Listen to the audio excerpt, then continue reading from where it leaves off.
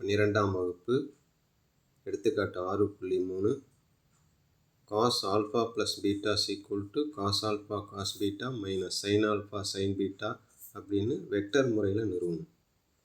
ஏற்கனவே cos alpha minus beta பார்த்தோம். அதில் a vector is equal to cos alpha I plus sin alpha j. அடுத்தது b vector is equal to cos beta I minus sin beta j. இங்கே minus a வருது அப்படின்னா இந்த இடத்துல x அச்சின் திசையில் இருக்கிற வெக்டர் I வெக்டர், y அச்சின் திசையில் இருக்கிறது j வெக்டர். இந்த பக்கம் jனா அதுக்கு ஆப்போசிட்டில் இருக்கிறது மைனஸ் j.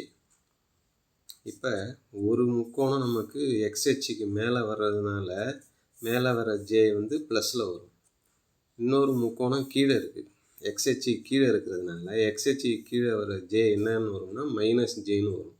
அதனால் இந்த இடத்துல ப்ளஸ்ஸுக்கு பதிலாக மைனஸ் வரும். இது முடிஞ்சது. இப்போ x அச்சு y அச்சு இது ஏக்கும் இதுக்கும் இடைப்பட்ட கோணம் ஆல்ஃபா. அப்புறம் கீழே இதிலிருந்து ஒரு கோடு போட்டுக்கிறோம். இங்கே இடைப்பட்ட கோணம் பீட்டா.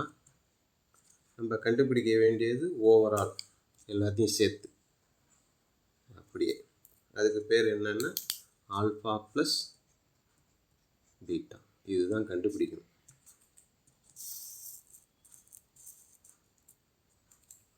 இப்போ முதல்ல ஏற்கனவே போட்டிருக்கோம் b டாட் a அப்படின்னா ரெண்டுத்தையும் பெருக்கிறோம்.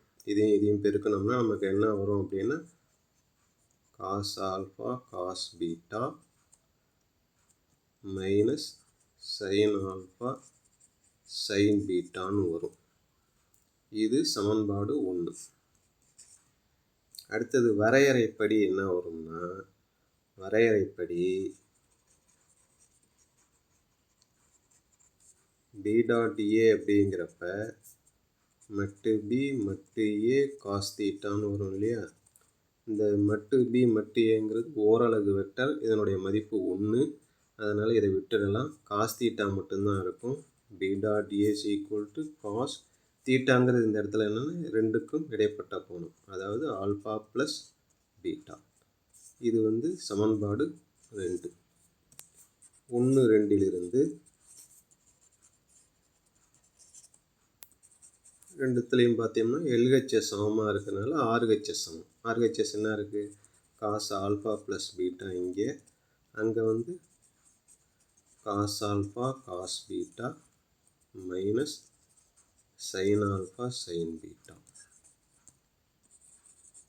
நிறுவப்பட்டது.